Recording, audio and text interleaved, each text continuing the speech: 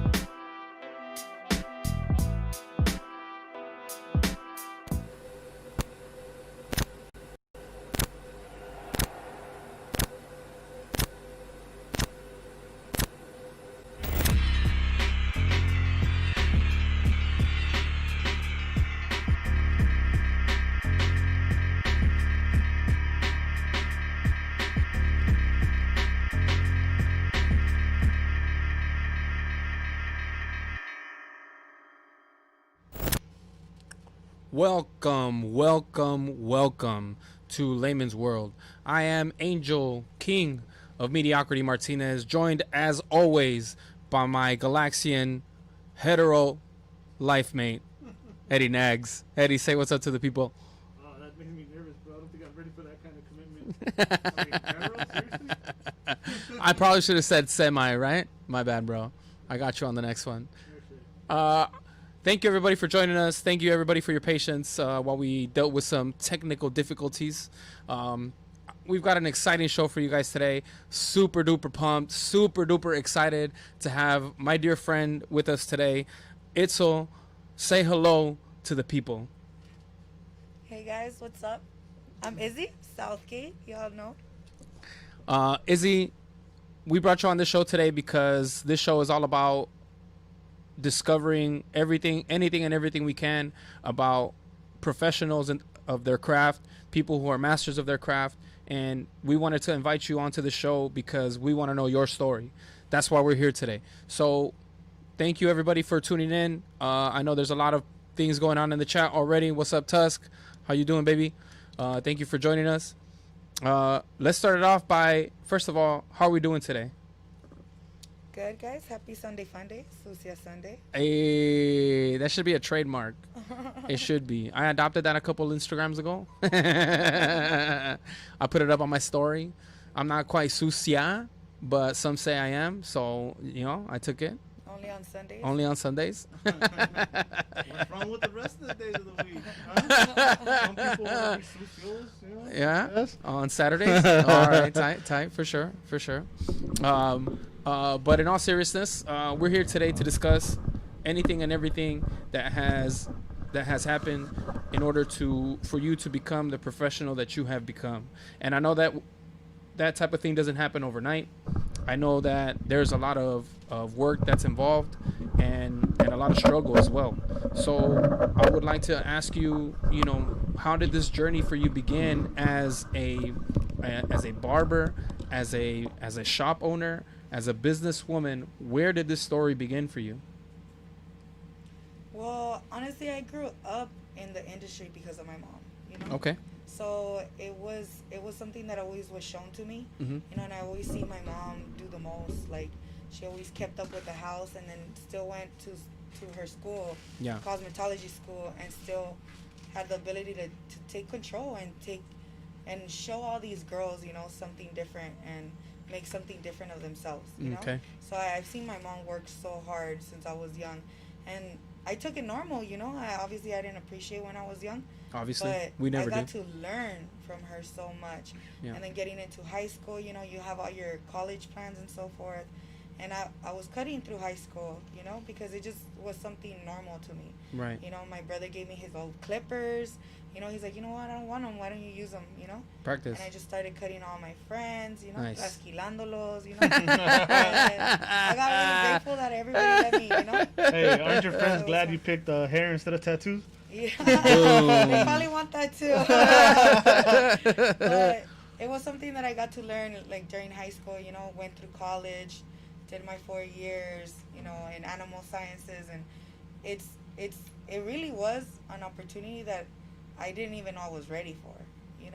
So I went to college. I did, I focused on science. So it was biology, chemistry, anatomy, all of that.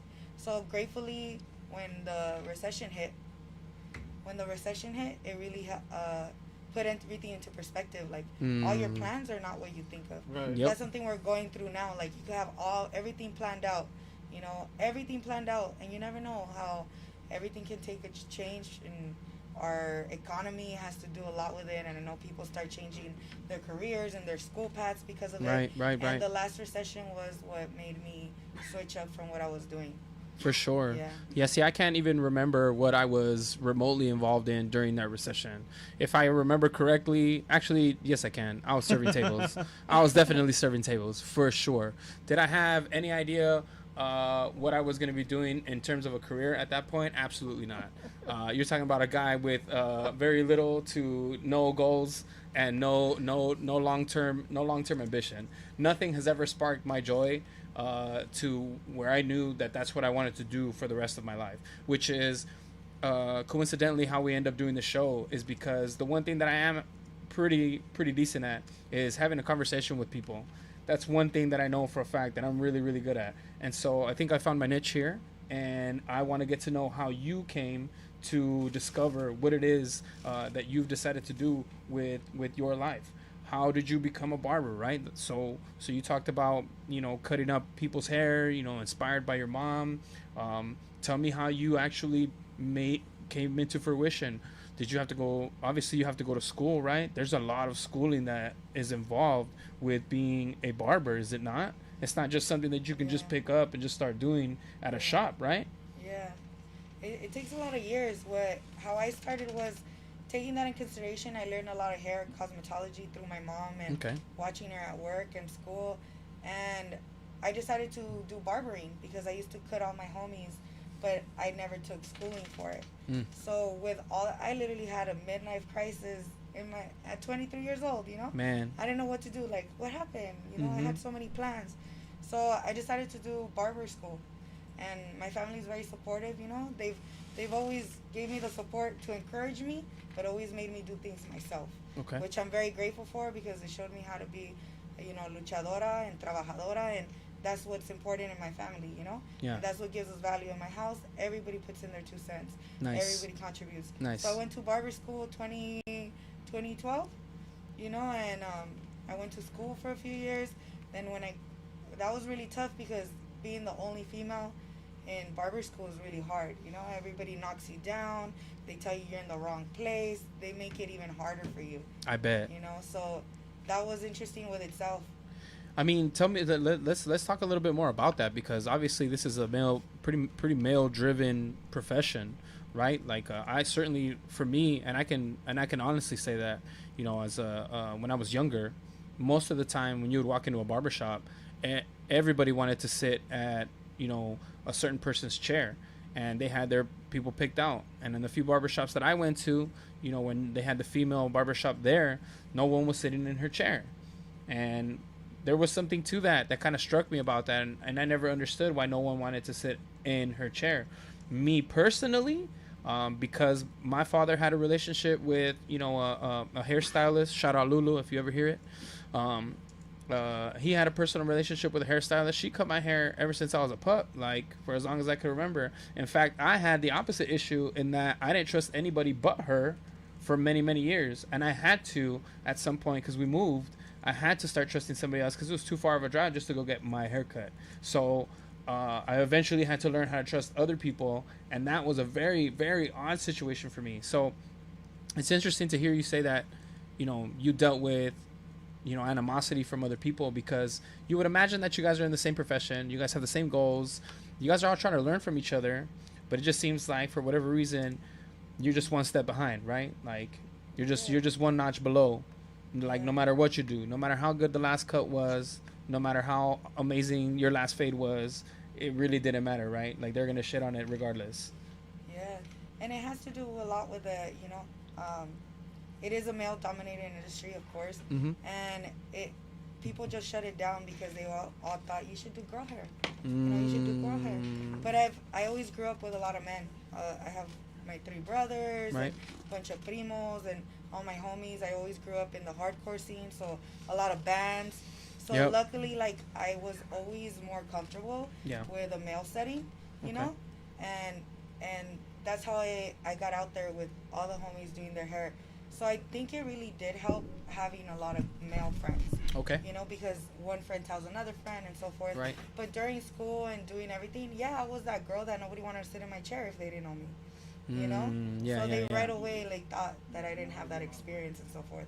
And it's still in the industry. A lot of companies don't hire women because they still feel like they got to put a male figure in the front of their products, of their commercials and so forth. Yeah. Which we do think is very unfair, but you got to think about it. It is advertisement and so forth. Sure. I'm sure from a business standpoint, right? Like there are certain things that you absolutely have to, like, right? Like if you're advertising, haircuts, then maybe, you.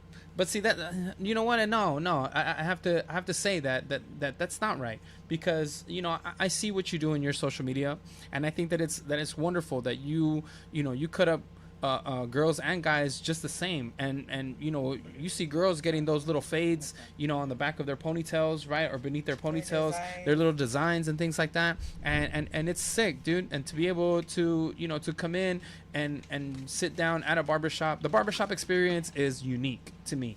It's very unique. Depending on where you go, there's a lot of love involved in that building. And it just depends on where you walk in. You can't just walk in anywhere and expect to have that family setting. It's not always like that. You can feel the trouble when you walk into certain barbershops.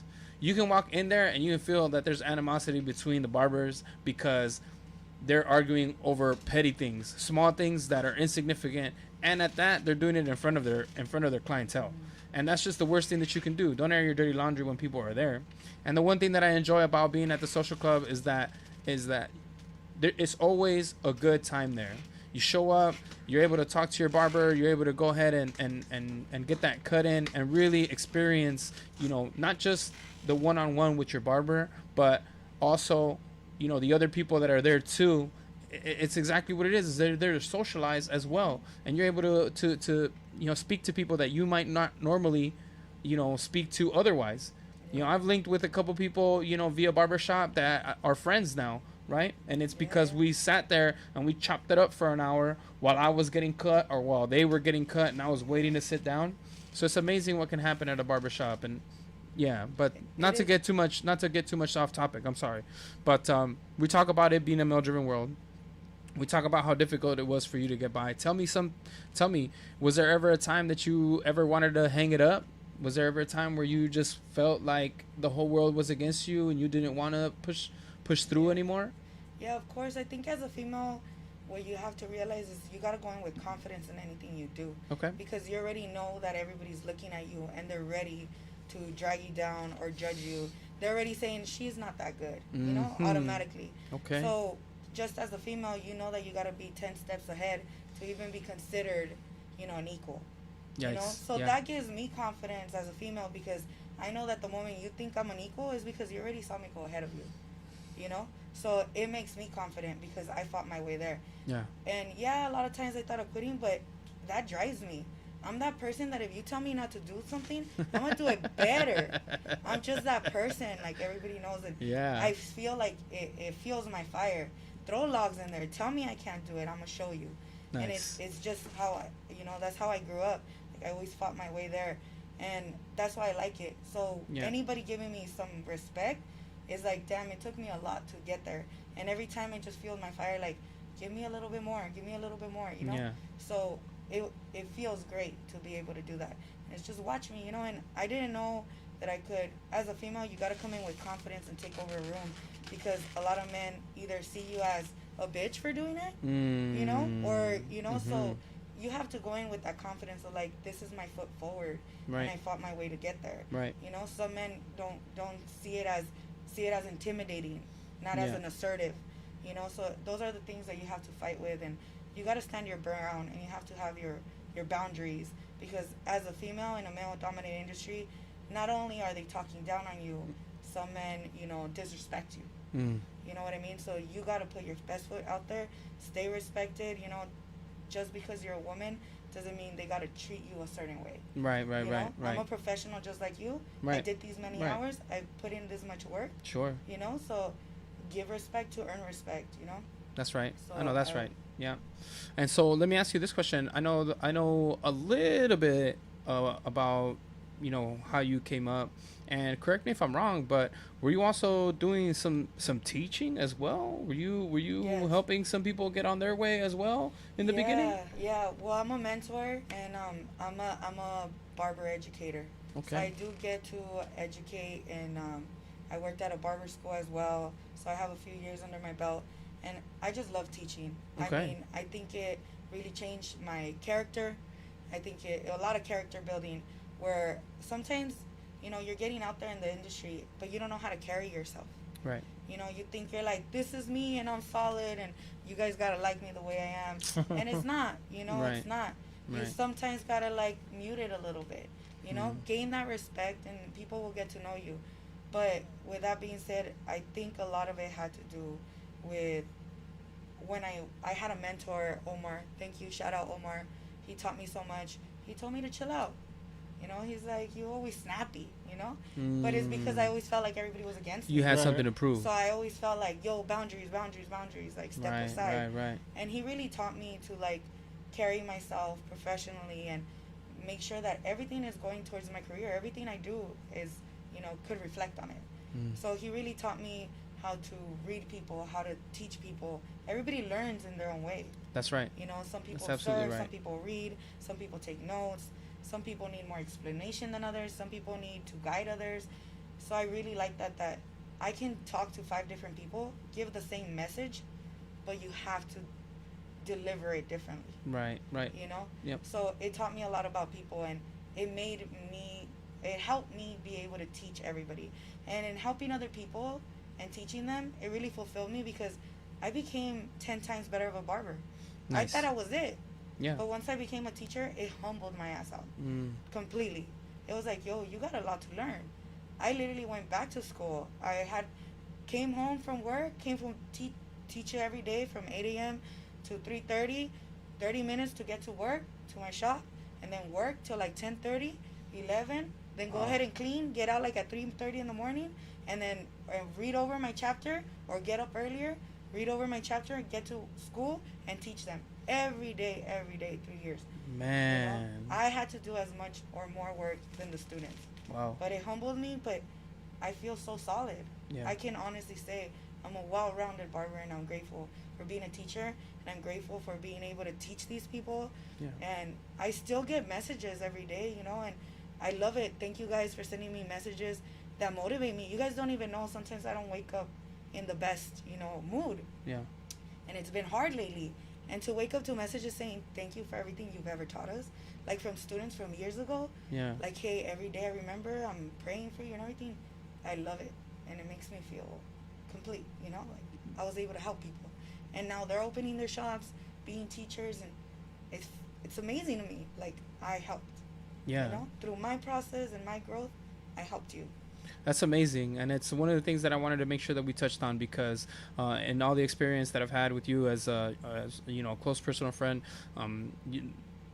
there aren't too many people out there with hearts as large as yours that want to help others to succeed, and selflessly. You're not looking for you know, anyone to pay you back for anything that you've given them. You are paying forward everything that has been paid to you by someone, by your teachers, and it's a wonderful, beautiful thing. I've seen it. You know, I've seen barbers, you know, come to your shop. I've seen some of them go, but surely they were better when they left than when they got there, and that is just an amazing. It's an amazing thing to see. You know, for as many times as I've been there, to be able to actually physically watch, you know, just watch these people become better, and it's wonderful. So I wanted to make sure that we touched on that, because that's an amazing thing that you do, is to be able to take care of other people, and really make sure that they're, you know, taking care of themselves, really, right? Because it's like they say all the time, right? You can lead a man to water, but you can't make him drink. And I think you do a wonderful job of bringing everybody to you know, to their body of water. So that's wonderful. All right, so we've gotten to as far as, you know, you being a teacher, being a mentor to people, going to school, putting in those hours.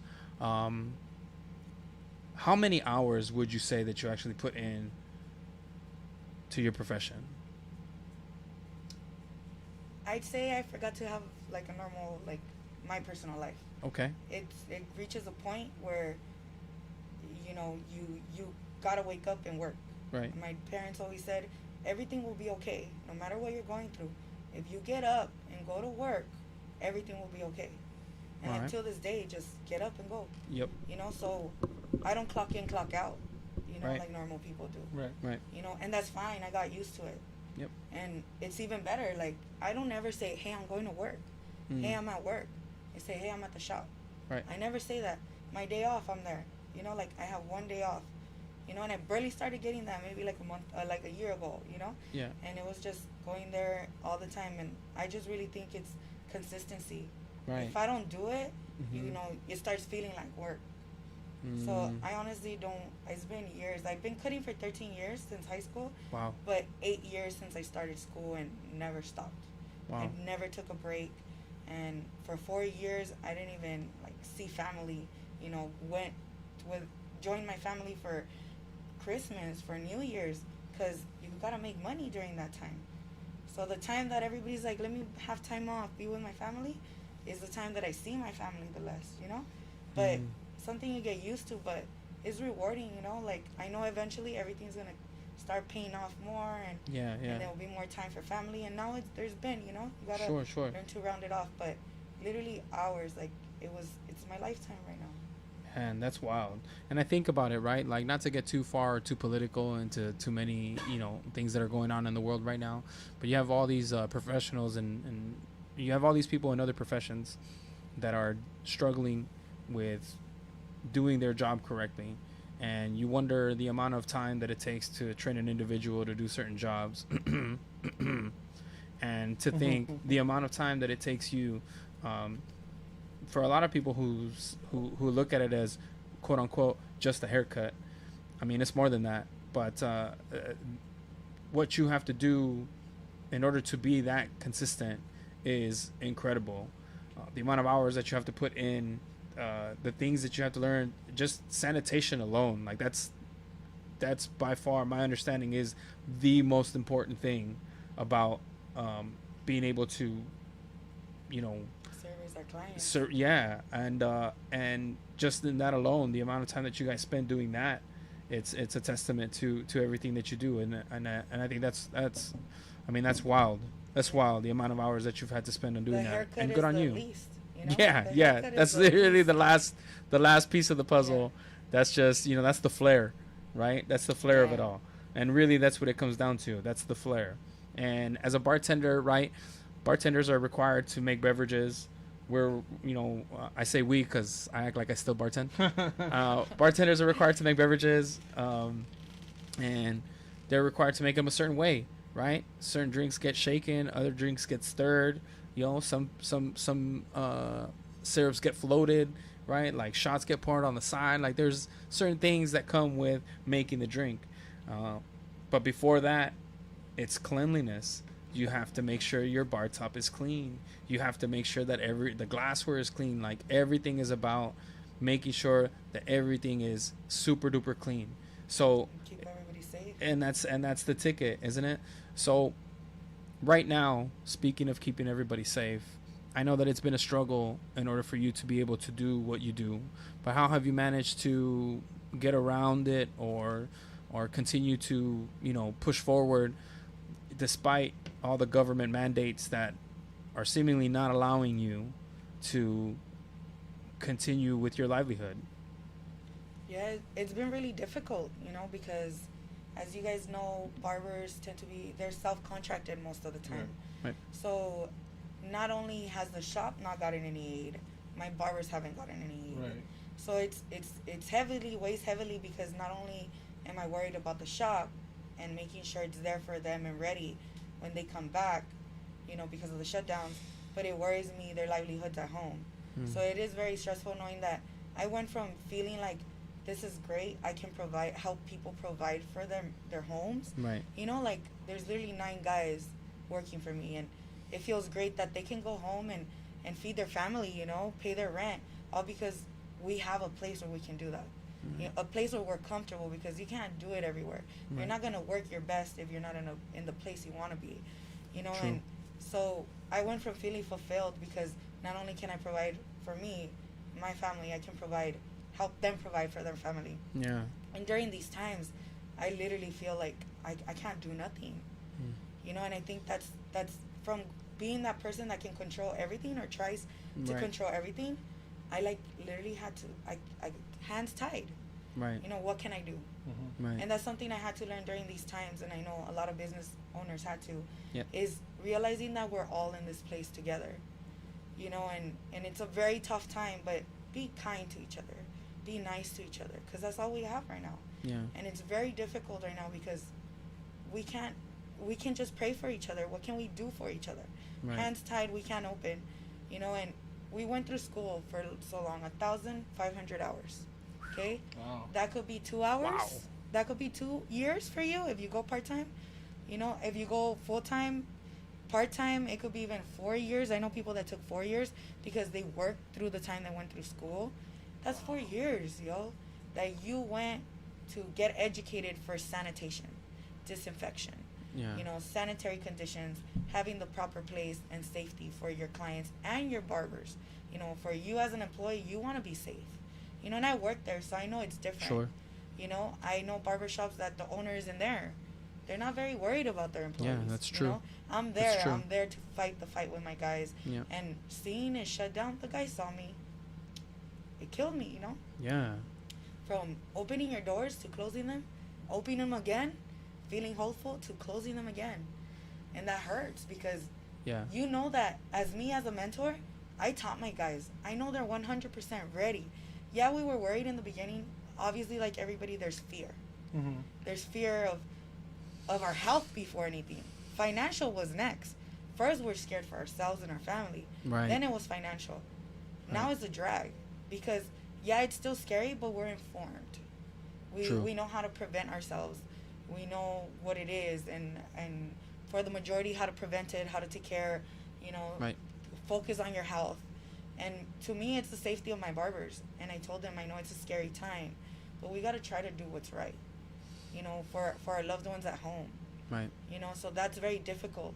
Even though you want to keep working, you're like, wait, my family though. Yeah. So we all did pause for a while and we were scared.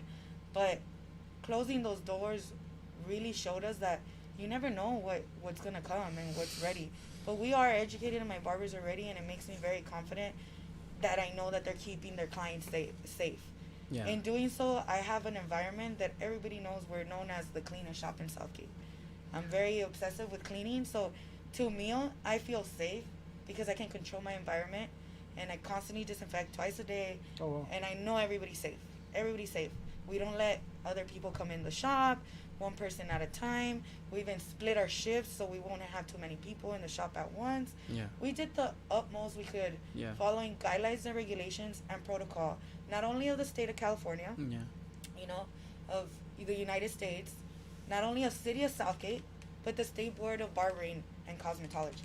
And let me ask you this question, because I remember seeing somewhere that that they were during one of the reopenings that they were going to allow barbershops and beauty salons and things of that nature to open up, nail shops and whatnot, so long as they did their business outside.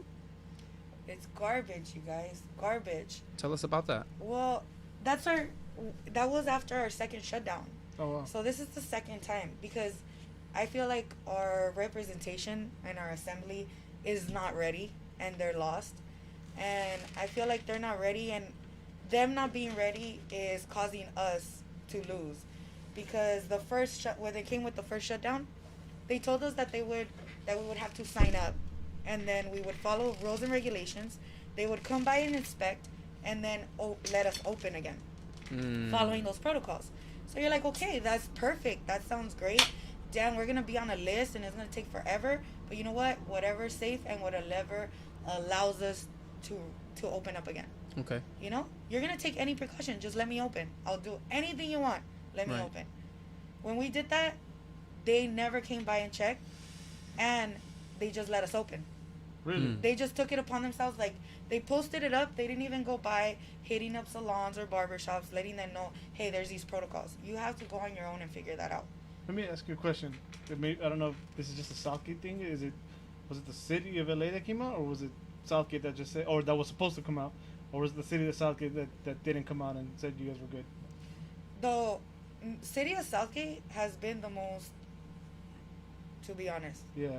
They're like, I don't see nothing, see no evil, no. They're the last ones that have put, sorry, Southgate, I love you, but they're the last ones to put anything on their website, you know, and I'm over here trying to open up a business, and I Yeah. can't find rules and The information regulations. that you need. Not only did they tell us with the first close down that we could open up last minute on Friday, but they didn't, Los Angeles County didn't put any guidelines till Monday. Sunday, like at 9 p.m. And we said we were going to wait till Monday so that we could do all the guidelines. Or Right. I looked in other states to see what was their guidelines before state of California released theirs. So I'm over here following guidelines from Georgia or over here Miami. Which yeah, they're all probably- different, you know. yeah, everybody- Tennessee, yeah. I'm over here printing out Wisconsin rules. Yeah, Like, yeah. you know what I mean? No, man, Just everything is all desperate over to the find place a right now. way to keep it safe. Took me 8 hours to find rules and regulations from other states, only for them to release it 2 days after reopening. How are people supposed to stay safe if you're not letting these regulations out before that happens? Right. It's almost, You know, yeah, it's it's counterproductive. sad. It's yeah. sad. And tough. so finally they let us open, and then they said, okay, we're going to send people out to make sure that you guys are following rules and regulations. They never once came by. And we were open almost 4 weeks. That's it. Lockdown 3 months, open 3 weeks, almost 4, then locked us down again. So I feel like our representation is trash. Because how are we paying for our licensing, which they're making a lot of money out of us Ooh. for these licenses, Oh, good one. for them to supposedly safeguard our business structures, right? Yeah. To make sure that it's well for employees and for our Right. clientele. Mm-hmm. That's what you're supposed to do. You're supposed to check on us. Yeah. Now, if you haven't done so, and then as soon as they closes up, they reopen, the state of California, or our governor, Newsom, said nothing is stopping you from resuming from working outside. Nothing's stopping you. You could work wherever you want. You could work outside. Mhm. They literally said you could start business outside. So what did barbershops think? Oh, we could cut outside. Right away. Hey, they're hustlers. Barbers are going to do what they got to do. Right. Yeah. So they facts. start moving outside, and City of Southgate actually let us. City of Southgate said, here's a permit. You can work outside. But here goes State Board of Education for us, which is our licensing, and says, nah, you guys can't work outside. So who do we follow? Right. Right. You know, Dang. are you guys going to try to find a way for us to work? Yeah. Because the state wants us to try to figure it out, but you guys are saying no, flat out. It's- Now, as the state of California, State Board of California, I apply. We should not be working outside. But as a desperate plea, you know, we try to unionize as you know, in our industry, Mhm. you know, and they've been trying to get better representation and move. Okay. A lot of these barbers have never even been political, but Right. it's such a fire for us because this is our livelihood. Correct. And we did not do these many hours, go to school to maintain a safe space for our clients. This was way before. A lot of us were wearing masks and gloves years before they told us to wear it. You know? So for them to say that we're not following rules or regulations, you don't know that. When have you came in and investigated? When have you came and checked Right. us off? Right. You said you were going to come inspect. We're waiting for you. Mm. Come and inspect us. We're clean. We're ready. We're safe. Our guidelines are 64 pages, you guys. Go in that shop and every one of those checklists is checked off. Jeez We ready. Louise. How are you going to tell me that it's safer to clean to cut outside in a parking lot in an unsanitary location? Right. What do you want? My hair to blow to hops and barley? Get in somebody's beer? Because hops and barley is open and cracking, Yeah. but I can't cut one person's hair safe in my barbershop. That's see, and that's I don't this understand this that. is what drives me. It drives me crazy. See, so where I work, we never stopped. The company I work for never closed. What we did is similar to what you talked about earlier, which is offset shifts. Certain people came in on certain days, other people came in on other days. Some people came in the morning really early, other people came in at night. There are some people who are lucky enough that they could just work from home pretty much the entire time and have been home. They have not seen the office this entire time, and it's what the company did to keep everything rolling and keep business moving. But we don't in any way, shape, or form deal with the public. The public never sets foot in our facility. It's just our people. We get drivers that come by to make pickups and drop-offs, but it's very limited. I'll probably say we maybe see 10 to 15 guys a day. That's pretty much it. And they go to one location, walk up one set of steps. They don't get very much further than that, and then we turn them right back around and they go on their merry way. So for us, human contact was never really much of an issue, but to see the amount of businesses out there right now that are open and how careless some of them can really be, it's daunting to me, because we should be doing the best we can to protect ourselves and take care of each other. Like, absolutely everybody should be putting their best foot forward in doing so, and it is so hard to watch people day in, day out just not really respecting any of it. You know, Careless. it's become a political selfish, thing. you know? It's become a political thing because it's the only place where people are, deciding whether this is real or not. You know, and it's interesting real, because though. it is It's real. real. No, it is real. I've got family members. It's real. I've got, there's friends of family as well, that it's affecting at the moment, and the numbers keep climbing. Like, the numbers just continue climbing. So it's really hard. So it sucks though. It sucks to be able to see, like, like you said, a business like yours that keeps the facility clean, keeps everybody safe, not to be able to operate. It's tough. But I mean, I hope that things change. I hope that things start, looking better for that industry, and I hope that the state board comes by and grants you guys, access and permission to resume operation, because that's, like you said, it's tough. And it's even worse because, hearing you say it, it sucks because you guys are contracted, so there's no help. All the programs that are out there for people and people reaping the benefits of unemployment, like, it's not there. It's not. And they're helping the wrong people. And for me, it's not so much like there's people out there who would prefer not doing anything and sit back and collect a check. Some people want aid. There's people that just want that. There's people that just want that. Let me open my doors. I've got a lot of anything from you. Let me open my doors. I've met a lot of disgruntled people throughout this time that are upset that they have to work while everyone else gets to sit back at home and chill, so to speak. Yeah. But for me personally, the company that I work for, a company that small possibly wouldn't survive a pandemic like that. They may not stay open when this is all said and done and everyone gets to resume back in business. So I'm happy to be working right now. I'm happy to be essential, and I'm happy to be there and do what I need to do for the company that I work for. And it's sad because it sounds like you have people that are willing to do the same, and they're not even, they can't even be given the chance to do so, which really, really sucks. That's awful. Yeah, it's a tough time that we're in right now. Really, really difficult.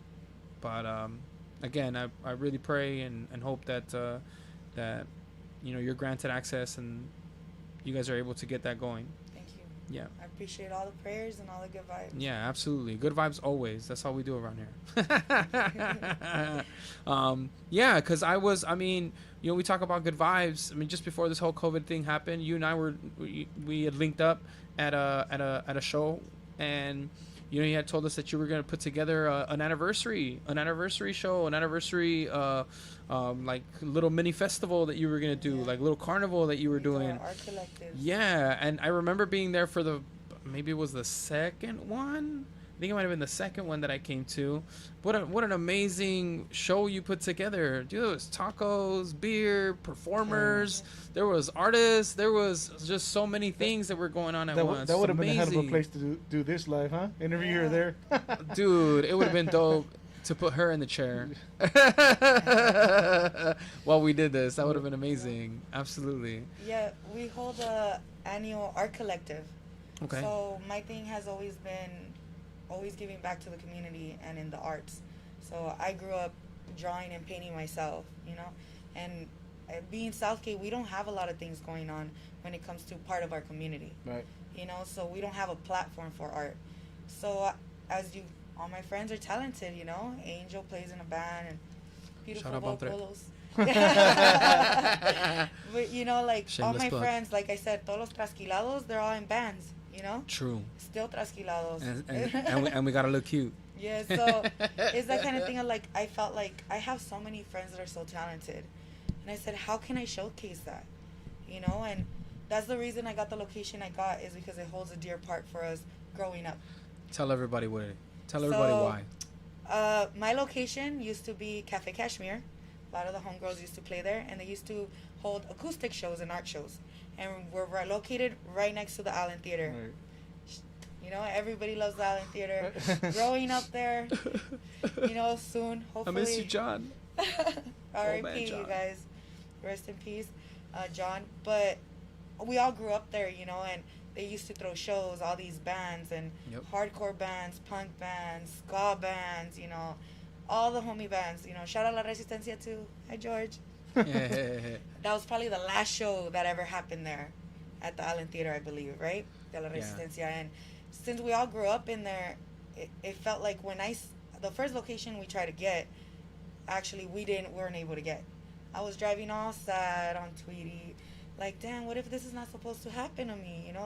Maybe this is not meant for me and everything. And they're like, it's okay, it's your first location. And I'm driving down, and they're putting up the leasing sign, in the window for Cafe Kashmir. So it was up for grabs, and I said I have to get that place. It's just a place where we all grew up, Right. place where we all love, Yep. and it would be just a great place to revive it Yeah. and just be like, hey, come back to the Cafe Kashmir, you know? Dude, when I first heard that you were taking over that space, like joy, like I felt absolute joy that something good was gonna happen there, because I had gone there so many times as a little escuincle. You know, I was in there all the time, dude. Like the Allen Theater was like my second home. Like I lived maybe 2 blocks from there, Every fucking show you could imagine they had, I was there for all of them. As many as human. Unless I had a show somewhere else that I need to play, I was probably at the Allen. And where did I go before I went into the Allen? I went next door to Cafe Kashmir to go flirt with all the baristas. Shout out all the homegirls. Shout out all the homegirls. Yeah, so it was just, that was a place that I would always go out. And don't get me wrong, I got in with Eli, pretty cool. Eli was the shop owner for Cafe Kashmir, and he was a pretty cool guy. And it was amazing. It was just an amazing space to have as a teen.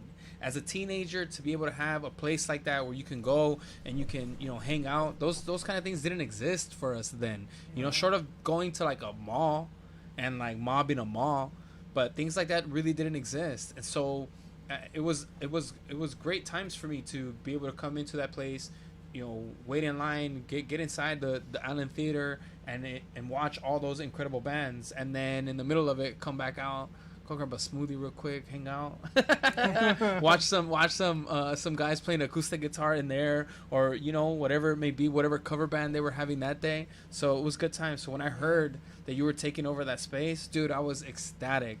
It was it was pretty dope. It's so nostalgic for all of us, you know, and that's why it just felt like there was already heart in it. And I just want to bring that nostalgia back, and I just, you know, it's something close to somebody's heart. You know, it's just, we might not have the Allen, but I was like, I got to bring something back. Yeah. You know, so that's why I started to make I needed a platform for my friends, you know? Right. And like, why do I have to go all the way to Hollywood to see my friends play? You know, why do I got to see people go to Fullerton? Like, we literally don't have a place for any of our friends, you know, to be able to display their art, or musicians and so forth. So I started doing an art show every year, and it's just gotten bigger and bigger. And unfortunately, this year we had to, you know, cancel it, but it was going to be the biggest one yet. Like, it's just every year we have more and more friends, and everybody is a Southgate, you know, a resident, you know, or went to native. school. Yeah, native, yeah.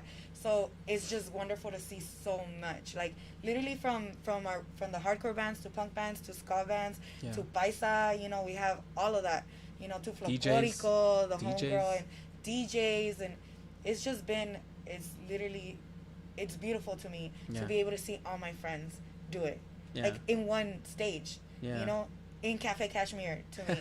So I just like to get everybody together, and it feels beautiful, and I'm glad that I can do that, you know, and it's more than just a space, and it's not more than just a barbershop. It's the social club.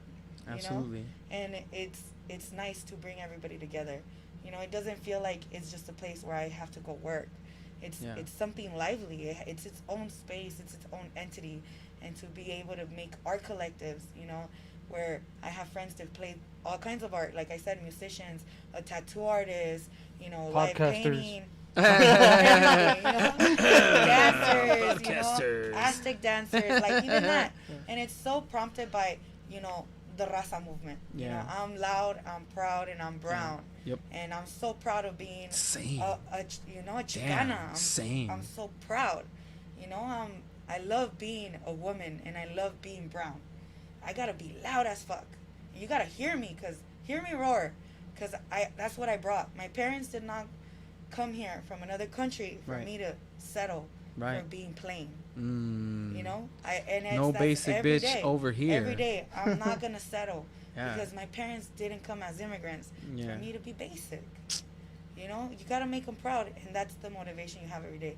And that's why I needed a place to be able to hear all of us.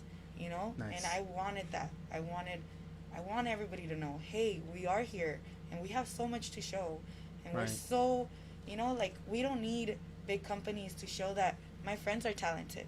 As long as we appreciate it in our hometown, that's enough for me. Yeah. You know, so I'm really proud of all my friends. I love you guys. You guys are so talented.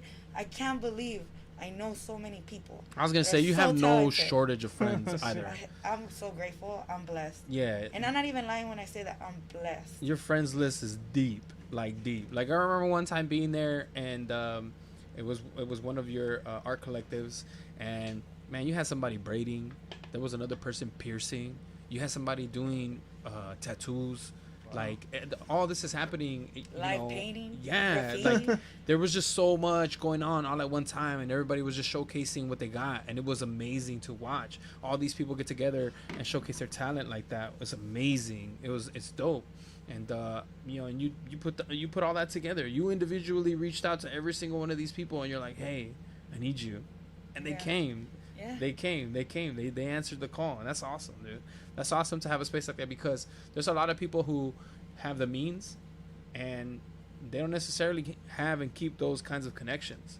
You know, yeah, they might have the money for it, but people don't come running for just anybody. You know, so let that be a true testament to yourself, the type of person that you are, and you know how much you're loved in not just in your industry, but amongst your friends. I certainly have a soft spot for you. There's definitely a warm place. Uh-oh. Technical difficulties. Maybe. Oh, call. Oh. Caller, you're on the Layman line. Who are we speaking with? Hey, this is Fiore. Oh, hi, Fiore. Fiore. Hi, girls. Girls, how's it going? Erica. Oh, hey, girls. It's my mom and my girls right there. Yeah, amazing. No, we had the call. We're here to back you up. All of us females right here. We're 5 girls. Rising, not power. Yeah, I love Of it. course, yeah. Unconditional love. Oh, I love You're it. definitely like an example to be followed 100%. You know, I have so much respect, and I admire you so much because of what you do, and because of the fact that you care so much about the people that surround you, and you're doing it. Yeah, it's your business, of course. You know, we all want to have a business, and you get your perks from that. But at the end of the day, like, I know you personally, and I hear you stressing about what you're gonna do for your barbers, what you're gonna do for the people that surround you, you know. And I think that's so fucking amazing. And this is why you have the people that you have backing you up 100%, and we will always be here. And you know, thank you so much for representing us, Latinas. You know, your business. Like, I know it's hard times right now, girl, but fuck it, we're gonna get through it. You know? Yeah. We're all gonna get Oh, thank you, girls. I love you guys so much. You guys keep me motivated and support me every day, you know, and hearing all my rants, you know. I love you, girls. Thank you so much. My son wants to know when you're gonna cut his hair. You're the only one allowed to cut his hair. I really appreciate it. After that amazing call, you're gonna have to do a house party thing. After this, she's gonna have to set up a private appointment. We're gonna have to sanitize your place to make sure that she can come in there and do that. Thank you so very much for calling and showing your support. We greatly appreciate that here on Layman. Thank you so much. You guys probably can't tell. The camera work is really good, but you guys almost brought her to tears. Almost brought her to tears. Amazing. I love you, girls. Thank you so very much, guys. Thank you so very much, guys. Thank you. We appreciate it. Oh, we appreciate you and love you too. Thank you. Oh, man, that was awesome. That is officially the first call we've ever had on the Layman line, ladies and gentlemen. Thank you. It was a nice call. Oh, it was great. It was great. Nice. Look at that though. You've got people in your corner. I was just talking about that. No matter what, right? People that you reach out to, they're just there for you. Like no matter what. Like I remember showing up to the first days that you guys took over the space at the Allen Theater. I remember like trying to get you, the little stations and things like that. But just showing up ourselves, trying to fix the place up. Dude, there was, dozens of people that were coming in and out. Some were able to help out a few minutes. Some were able to help out for hours on end. But there was so many people vibing in and out of there and just doing the simplest of tasks, the smallest of things. And it was all for the greater good and to try to help out. And that was, it's amazing. It's amazing. So I can't say any more than I already have. Surely that phone call should tell you everything that you need to know. And I hope that will help be the driving force for you to continue pushing and doing what you do. You're an inspiration to me. You're an inspiration to all of your friends, and all Latinas out there trying to do what they're doing. Thank you so much for taking the time to sit down and talk with us today. Thank you for having me, you guys. Oh, man. It's been a tough time, Yeah, so I can imagine. But support, motivation, and even get the word out there, Like, support your small businesses, you guys. Yes. Support. Yes. Like, they need it so much right now. Right. Fuck Walmart. Yeah. There's more likely for contagion there. Yeah, true. Anything you want, the True. smallest thing, please, just Yeah. walk your block. Right. Walk your block. I block my block every day. I walk it. Meet all the small businesses. Help them out, you guys. Right. They're the ones that need it. Sure. Everything the little Mexican markets. Go buy your mandado right there. Everything, your chiles, everything. There you Just go to your small shops. Yeah, because the big Help guys, them out. the big guys are gonna make it and they'll be fine, right? It's like what I touched on earlier. It's like small companies, they may or may not make it past this pandemic, and yeah, you're absolutely right. We should be supporting our small businesses. Shop local as much as we can. Yeah, amazing, great message. And if the people wanted to support you and the social club, how would they do that during this time? Yeah, right now, since we're unfortunately closed, all the guys are at home as well. We are taking care as much as we can. We haven't had any aid, but if you guys can, we do have merch available. Yeah. If you guys ready for a curbside pickup, if you like, or pick up at the shop, we have the mask available as well. So our shirts are $25, our masks are $10. We have plenty available, and they are a collaboration with a tattoo artist. Okay. So every year we do with different artists. Nice. So if you guys would love to support, we have merch. Much help is appreciated. I just love seeing all my friends with our shirts in general. Yeah. Feels really nice. Yeah. Like you said, all I did when I opened the shop was, hey, I'm going to throw carne asada. Yes. Get some beers and some tacos. Yep. And people Whoever came. wants to help me out. Yep. Everybody showed up to paint here, to fix this. Yep. Angel would show up at midnight. knock on the window, and he had his tool belt ready to go with Angel. And I love that and I appreciate that so much, Angel, and I'm never going to forget that. How, like, middle of the night after work, you'd be like, hey, we came to help. Yep. All that. Oscar and Danny, like, all the boys just would come every day, and it's just, that's why I keep fighting for it, because I built it, and people will say, like, oh, that's fucked up right there, or that. I'm like, so? I did that. My friend Angel did that. What are you talking about? So to me, all those Mind your imperfections business, are bitch. perfect. Mind your business. Everything's perfect to me. That's the whole point. It's just attitude. It was made with love. For so I really sure. appreciate it, Angel. Yeah, Everything of you've ever course. done. I brought you Of some course. gifts too. Thank you. Thank you. So I appreciate thank that. you. I appreciate everybody's love and support. Yes, $25. Shit. Shoot them And later, this is- Angel. this Shit, is I'm about to Junior. drip right This is now, Junior bruh. from American Tattoo. Hey. Yeah. So That's I really hot. appreciate it. Thank you. Thank you, everybody, Thank for you all so your much. support, all your help, even those text messages of support and prayer. Like, you guys don't know how much it means, Yeah. Thank you, guys. And I didn't mention it earlier, but a gentleman by the name of Gonzalo said that you helped him pass the state board. Gonzalo Pascual. Okay. Hi, Yeah. Gonzalo. And Yeah. Thank you. of course, thank you for being here. You said earlier, you had to be loud, you had to be proud, but you know what?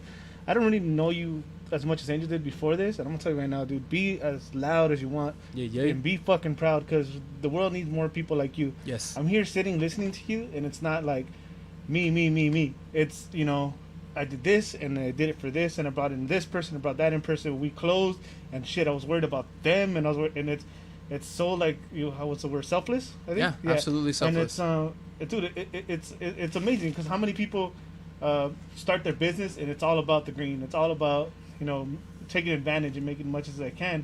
And here you are talking, we brought you in because you have your own business and you're an entrepreneur, and everything that came out of your mouth was, that we got to take care of this and we got to make sure everyone's okay, and it's pretty amazing, dude. And the world needs more people just like you, and like, again, be as loud as you want, dude. Be as proud as you want, because that's fucking dope. Yeah. Thank you. Yeah. Thank Stay you guys driven. for having me. Stay driven. So, tell the people, please, where they might be able to find you on the socials. We have the shop IG is the Social Club Califas. Yeah, holla holla. And my personal IG is Ghost Fade Killer Hey. with an H, X, and the N. She's a murderer, y'all. Killing all those fades. Back when I used to get fades, because I don't anymore, but back when I used to get fades, they were always the best. They were always clean. Now I get a mohawk, so it's an easy shape.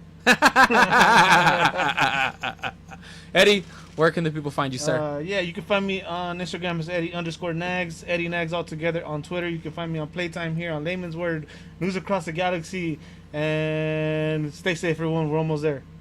So close, so close. You can find me at Deep Sleep Daydreamer on IG. You can find me at a similar handle on Twitter once they get their act together. You can catch me on Playtime every other Friday as well with Eddie. Yeah, that's right. You can sometimes catch me on Dash League, but not too often. And when this whole world gets back to normal, you can catch me with my band at Bomb Threat Music when we land our first show. So hopefully we can get that collective going, and we can collab on that. Would be great. Shout out to Bryant Nags producing our show as always. You beautiful soul. Thank you so much for everybody that tuned in. By far the most viewers we've had since we started this program. Thank you so much for all the live views, the love, the support, the comments. Thank you for joining us on this show that we talk all things we know absolutely nothing about. For Layman's World and everyone here, I am Angel King of Mediocrity Martinez. Thank you so much and have a wonderful night. Thank you guys.